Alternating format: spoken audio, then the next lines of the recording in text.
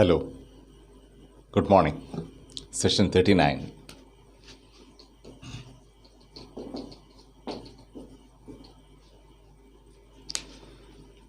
Today we are going to discuss something in connection with what we discussed in the last class. Okay, we call this language and inner life.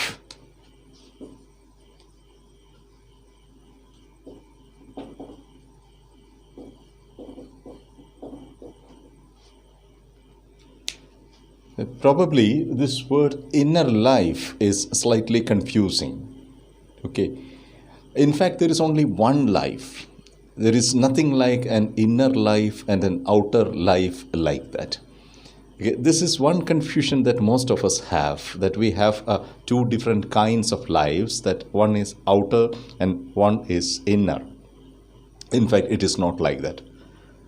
The true life that we experience is inner.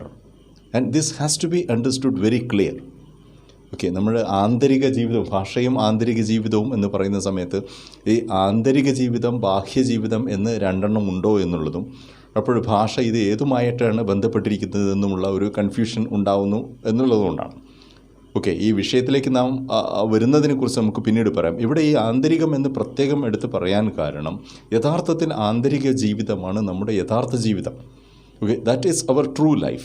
Okay, if we look at an analogy, this will be very clear. Okay, an analogy of a cinema theater. Suppose we go to watch a movie in a theater. Okay, and once the movie begins, okay, all the lights inside the theater are switched off and we are sitting in darkness. And then a flash of light comes and it falls on the screen, and on that screen we see images flashing. Okay, until the end of the movie, we are prepared to believe that images are real. Okay, and it is only when the movie is over and when the lights are on in the theater and when the screen is visible once again, we come to understand that it has just been delusional. It was just a fantasy. Okay, നാം കണ്ടത് മുഴുവൻ അയഥാർത്ഥമായിരുന്നുവെന്നും യഥാർത്ഥത്തിൽ ഉള്ളത് ഈ screen മാത്രമായിരുന്നു എന്നും നാം അറിയുന്നത് അപ്പോഴാണ്, തിയേറ്റർ ഈ സിനിമ കഴിയുന്ന സമയത്താണ്. ഇവിടെ നമ്മുടെ മനസ്സ് എന്ന് പറയുന്നത് ഏകദേശം ഇതേപോലത്തെ ഒരു സ്ക്രീനാണ്. Okay, and whatever external experiences are happening to us, they are falling on our mind. അപ്പോൾ നമ്മുടെ മനസ്സിലേക്ക് ഇവയുടെ ഇമേജസ് വരുന്നു, ഇവയെക്കുറിച്ചുള്ള ചിന്തകൾ വരുന്നു, ഇവയുമായി ബന്ധപ്പെട്ട വികാരങ്ങൾ വരുന്നു, ഇതെല്ലാം നമ്മുടെ മനസ്സിലേക്ക് വീഴുന്നു. Okay, through the 5 senses we are experiencing the world from outside. Okay, and our mind is continuously occupied. നമ്മുടെ മനസ്സ് ഇത്തരം ഈ ഒരു ഇമേജ് പ്രോസസ്സിങ്ങിൽ നിരന്തരമായി വ്യാപൃതമായിരിക്കുകയാണ് നമ്മുടെ മനസ്സ്. അങ്ങനെ വ്യാപൃതമായിരിക്കുന്ന സമയത്ത് മനസ്സിന് തോന്നുന്നത് ഈ ഇമേജുകളാണ് സത്യം എന്ന് തോന്നുന്നു. സത്യത്തിൽ ഈ ഇമേജസ് എല്ലാം മനസ്സ് ഒഴിഞ്ഞ് ശൂന്യമാകുന്ന സമയത്താണ് അതിൽ വന്ന് വീണിട്ടുള്ള വികാരങ്ങളും അനുഭൂതികളും എന്ന് പറയുന്നതെല്ലാം യഥാർത്ഥത്തിൽ ഫ്ലാഷിംഗ് ആയിരുന്നു എന്നുള്ളതും ഡെലൂഷണൽ തിങ്കിങ് ആയിരുന്നു എന്നുള്ളതും മായയായിരുന്നു, മിഥ്യയായിരുന്നു എന്നുള്ളതും അപ്പോഴാണ് മനസ്സ് തിരിച്ചറിയുന്നത്. അവശേഷിക്കുന്നത് മനസ്സ് മാത്രമാണ്. ഇതെല്ലാം നീങ്ങിക്കഴിയുമ്പോൾ അവശേഷിക്കുന്നത് മനസ്സ് മാത്രമാണ്. So the real reality to which we have an access is our mind only. And that is why we are speaking of an inner life, the life of the mind. Okay, language is basically connected with the life of the mind. It is not connected with the life of the body, it's connected with the life of the mind. It's a cerebral experience. Okay, അല്ലെങ്കിൽ it's a psychological experience എന്ന് വേണമെങ്കിൽ പറയാം. It is connected with the mind, it is connected with the brain. Okay, അപ്പോൾ എന്താണ് ഇതുകൊണ്ട് ഈ ഒരു inner ലൈഫും ലാംഗ്വേജും തമ്മിലുള്ള ഒരു ബന്ധം മനസ്സിലാക്കുന്നത് എന്തിനു വേണ്ടിയിട്ടാണ് എന്നാണ്. ഓക്കെ, ഒരുപാട് പേർ ഭാഷ പഠിക്കുന്നതിനും ഭാഷ പ്രയോഗിക്കുന്നതിലും ഉള്ള പ്രയാസങ്ങൾ പറയുന്ന ഒരുപാട് പേര് ഭാഷയെ സമീപിക്കുന്നത് ഒരു ബാഹ്യ ഘടകം എന്നുള്ള രീതിയിലാണ്. ഓക്കെ, കൃത്രിമമായ വ്യാകരണമോ അല്ലെങ്കിൽ വൊക്കാബുലറിയോ അല്ലെങ്കിൽ ഫ്രേസസോ ശൈലികളോ ഒക്കെ പഠിച്ചെടുത്തിട്ട് നമുക്ക് പെർഫെക്ഷൻ നേടാവുന്ന ഒരു കാര്യമാണ് ഭാഷ എന്ന രീതിയിലാണ് പലരും ഭാഷയെ പഠിക്കുന്നത്. അപ്പോഴത് അവരുടെ ആന്തരിക ജീവിതത്തിൻ്റെ ഭാഗമല്ല, നേരെ മറിച്ച് അവരുടെ ബാഹ്യമായ എക്സ്പീരിയൻസിൻ്റെ ഭാഗമായാണ് ഭാഷയുടെ പഠനം നടക്കുന്നത്. അവിടെ പഠനം എന്നുള്ളത് ലേണിംഗ് അല്ല, നേരെ മറിച്ച് എഡ്യൂക്കേഷൻ മാത്രമായി മാറുകയാണ്. ഭാഷയിൽ സംഭവിക്കേണ്ടത് ലേണിംഗ് ആണ്. ഭാഷയിൽ സംഭവിക്കേണ്ടത് you learn a language, you are not educated in a language എന്ന് പറയാറുണ്ട്. അതിന് കാരണം ഇതാണ്. Education is what is happening in the classroom. Education is something that is ending up in a degree certificate. Okay, learning on the other hand is not happening in the classroom, it is happening in your life. And it's an ongoing process, it's a continuous process and it ends only with our end. ഇതാണ് education ലേണിങ്ങും തമ്മിലുള്ള വ്യത്യാസം. അപ്പോൾ ഭാഷയിൽ സംഭവിക്കേണ്ടത് learning ആണ്, education അല്ല. നിർഭാഗ്യവശാൽ ഭാഷ പഠിക്കാൻ ശ്രമിക്കുന്ന പല ആളുകളുടെയും കാര്യത്തിൽ അത് വളരെ ബാഹ്യമായ ഒരു പരിശീലനമാവുകയും ഒരു എക്സ്റ്റേണൽ ഒരു എക്സർസൈസായി മാറുകയും അതുകൊണ്ട് തന്നെ ഫലത്തിലെത്താതെ പോവുകയും ചെയ്യുന്നുണ്ട്. ഓക്കെ, അതുകൊണ്ടാണ് we are speaking about the importance of inner life as far as language learning is concerned.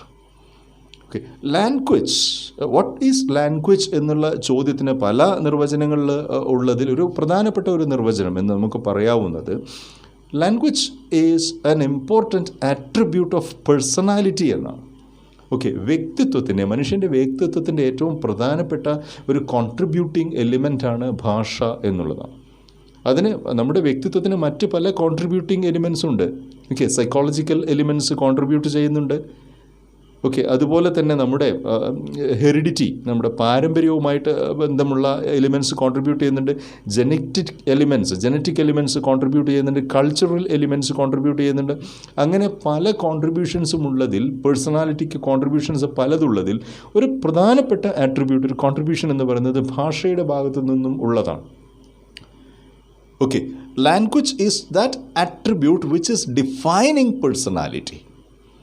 So if there is a need of personality that is sensed, a requirement of personality that is sensed, you can never do away with your practice in language. ഭാഷാ പരിശീലനത്തെ നമുക്ക് ഒഴിവാക്കി നിർത്തുവാനേ പറ്റുകയില്ല. അതുകൊണ്ട് വ്യക്തിത്വ നിർമ്മിതിയുടെ ഏറ്റവും പ്രധാനപ്പെട്ട ഒരു ഭാഗം തന്നെയാണ് ഭാഷാപരമായ ശേഷിയുടെ നിർമ്മിതി എന്ന് പറയുന്നത്.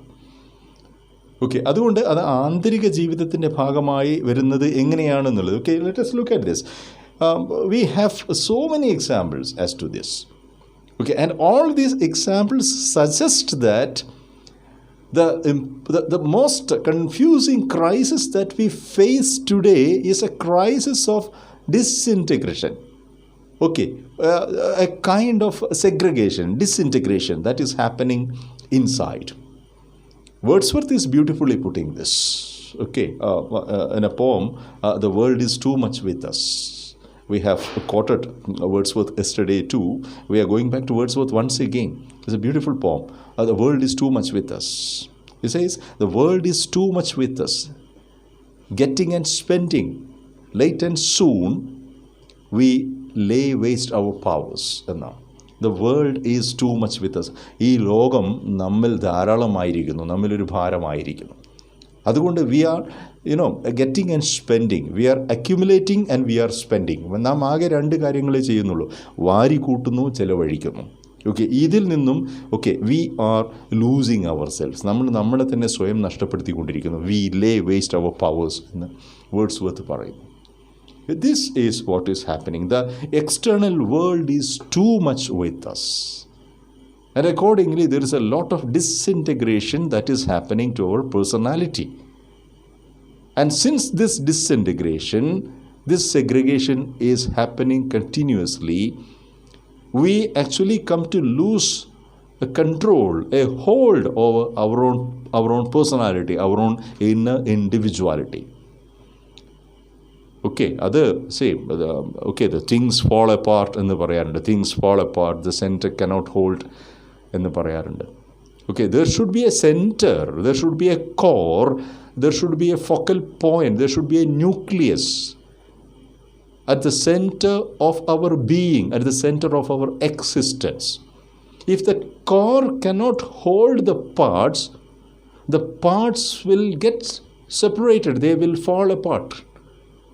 ഓക്കെ, ഇതാണ് സംഭവിക്കുന്നത്. അപ്പോൾ നമ്മുടെ ജീവിതം വളരെ തിരക്ക് പിടിച്ചിട്ടുള്ളത് ആവുന്ന സമയത്ത്, മൾട്ടി ടാസ്കിങ് ആവുന്ന സമയത്ത്, മൾട്ടി റോൾ പ്ലേയിങ് ആവുന്ന സമയത്ത് ഒക്കെ നമുക്ക് സംഭവിക്കുന്നത് നമ്മുടെ സത്തയിൽ നിന്നും നാം അകന്നു പോയിക്കൊണ്ടേയിരിക്കുന്നു എന്നുള്ളതാണ്.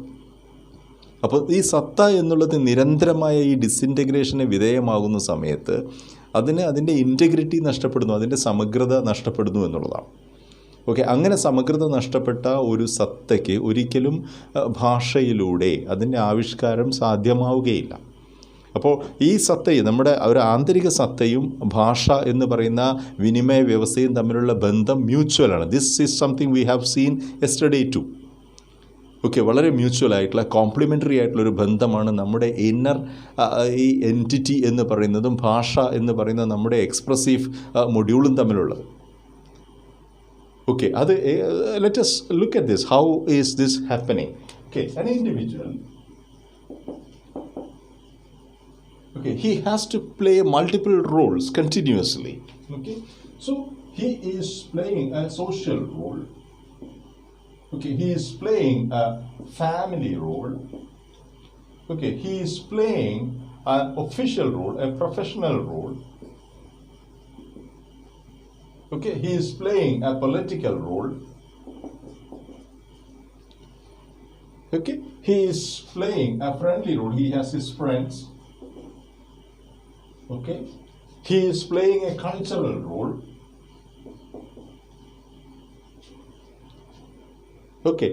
So he is in fact continuously engaged in this never-ending role playing. And since he is playing so many roles continuously, he comes to forget what his actual role is, who he is, and why he is playing all these different roles. So this awareness should be leading him to a sense of personality. A sense of personality. So he comes to feel a genuine need for a sense of personality. ഈ ഒരു വ്യക്തിത്വ ബോധത്തിലേക്ക് അയാളെ നയിക്കുവാൻ കഴിയുന്നത് അയാളുടെ ഭാഷയ്ക്ക് തന്നെയാണ്. ഈ ഒരു വ്യക്തിത്വം ഉണ്ടാക്കിയെടുക്കണമെന്നുള്ളത് he has to proceed step by step. To a sense of personality he has to proceed step by step. He needs to put in his values. He needs to put in his preferences. He needs to put in his objectives. അങ്ങനെ ഇയാളുടെ ഓരോ സ്റ്റെപ്പുകളുടെ അയാൾ കണ്ടെത്തുന്ന personality എന്ന് പറയുന്നത് it's a final destination that he is trying to reach at. And it is his language which will basically help him to establish his priorities, his preoccupations at all these levels, at the level of values, at the level of preferences, at the level of objectives, at the level of goals, at the level of work, at the level of aspiration. His personality will be finally formed like this. So he needs a language. So that language is part of his spirit. ഇതാണ് നാം പറയാൻ ശ്രമിച്ചിട്ടുള്ള ഒരു കാര്യം. ഇവിടെ ഭാഷ എന്ന് പറയുന്ന അയാളുടെ സ്പിരിറ്റിൻ്റെ, അയാളുടെ ഇന്നർ സ്പിരിറ്റിൻ്റെ, അയാളുടെ എൻറ്റിറ്റിയുടെ അസ്തിത്വത്തിൻ്റെ ഭാഗമായിട്ട് അയാൾ തിരിച്ചെടുക്കേണ്ട ഒരു സാധനമാണ്. And that language only will rescue him from the disaster of total disintegration. സമ്പൂർണമായ തകർച്ചയിൽ നിന്നും വ്യക്തിത്വത്തിൻ്റെ സമ്പൂർണമായ തകർച്ചയിൽ നിന്നും അയാളെ രക്ഷിച്ചെടുക്കുവാൻ കഴിയുന്ന, അയാളെ സംരക്ഷിച്ച് നിർത്തുവാൻ കഴിയുന്ന ഒരേ ഒരു ഘടകം, ആട്രിബ്യൂട്ട് എന്ന് പറയുന്നത് ലാംഗ്വേജാണ്. That is why he needs language. അപ്പോൾ one needs language not for professional purposes, not for educational purposes, not for business purposes or anything, any other businesses of life. അതിനൊന്നും വേണ്ടിയിട്ടല്ല. He needs language primarily for spiritual purpose. അവിടെ spiritual means related with entity, അസ്തിത്വവുമായി ബന്ധപ്പെട്ടത് എന്നൊരർത്ഥം മാത്രമേ ഉള്ളൂ. അപ്പോൾ സ്വയം നിർമ്മിക്കാൻ ഒരു മനുഷ്യന് അവന് ഭാഷാബോധം ആവശ്യമാണ്. ഓക്കെ, ആൻഡ് അവിടെ ഭാഷാബോധം എന്ന് പറയുന്നത് അത് it is more related with his passion, it is more related with his truth, it is more related with his inner truth, his inner reality. Okay, അപ്പോൾ ഭാഷ ഓക്കെ നമ്മുടെ ഒരു ആന്തരികമായ ഭാഷ അല്ലെങ്കിൽ ഭാഷയെ ആന്തരികമായി നമ്മൾ പിന്തുടരേണ്ടുന്നതിൻ്റെ ഒരാവശ്യം ഭാഷാപരമായ ഒരാവശ്യമല്ല, മറിച്ച് വ്യക്തിത്വത്തിൻ്റെതായ ഒരു ആവശ്യമാണ്. ഓക്കെ, നാം എപ്പോഴും കാണുന്നത് ഭാഷ നല്ല രീതിയിൽ ഉപയോഗിക്കുന്ന എഴുത്തുകാരായാലും പ്രഭാഷകരായാലും ഇവരുടെയൊക്കെ ആന്തരിക ജീവിതം വളരെ സുശക്തമായത് നമുക്ക് വായിക്കാൻ കഴിയും. അത്തരത്തിലുള്ള എഴുത്തുകാരുടെയൊക്കെ ജീവചരിത്രങ്ങളൊക്കെ വായിക്കുന്ന സമയത്ത് ഭാഷയെ സംബന്ധിച്ചിട്ടുള്ള അവരുടെ പ്രീ ഒക്യുപ്പേഷൻ എത്രയായിരുന്നു എന്നുള്ളതും ജീവിതത്തെ സംബന്ധിച്ചിട്ടുള്ള അവരുടെ ഉൾക്കാഴ്ചകൾ എത്രമാത്രം ഉണ്ടായിരുന്നു എന്നുള്ളതും നമുക്ക് മനസ്സിലാവുന്നു. അപ്പോൾ ഇത്തരത്തിലുള്ള ഉൾക്കാഴ്ചകളിൽ നിന്നും ഓക്കെ ആന്തരിക ജീവിതത്തിൽ നിന്നുമാണ് അവരുടെ ഭാഷയെ അവർ കരുപിടിപ്പിച്ചിട്ടുള്ളത്. Okay, this is a point which we must be remembering seriously. Thank you. That's for the day. See you again.